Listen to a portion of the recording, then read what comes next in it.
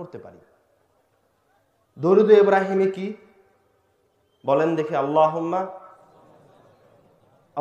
সাল্লি আলা মুহাম্মদ ওয়া আলা আলি মুহাম্মদ কামা সাল্লাইতা আলা ইব্রাহিম।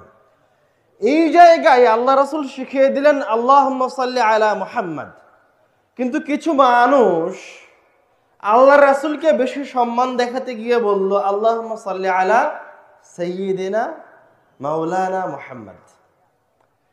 এখন ও কিন্তু আল্লাহ রাসূলের ভালোবাসাতেই বলেছে, এবং শব্দ যে দুইটা বলেছে দুটোর একটা শব্দ কিন্তু খারাপ নয়, দুটোই খুব সম্মানজনক ভালো শব্দ।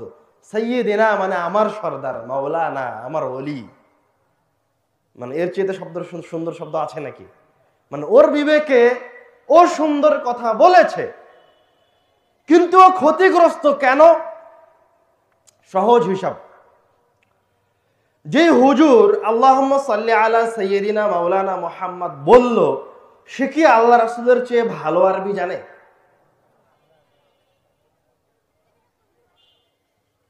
এটা 1 নাম্বার পয়েন্ট। 2 নাম্বার পয়েন্ট, আল্লাহ রাসূলের কথাটা রব্বুল আলামিনের কাছে বেশি গ্রহণযোগ্য না তার হুজুরের কথাটা আল্লাহ রব্বুল আলামিনের কাছে বেশি গ্রহণযোগ্য?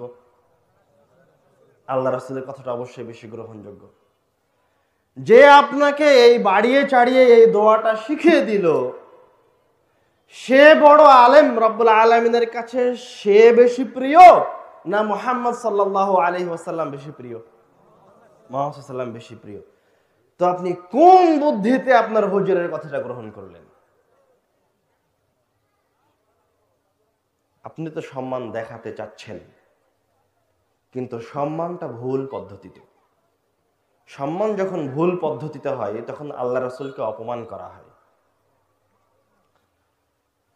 সম্মান যেটা আল্লাহ রাসূল চেয়েছেন, যেভাবে চেয়েছেন ওইভাবেই করতে হবে।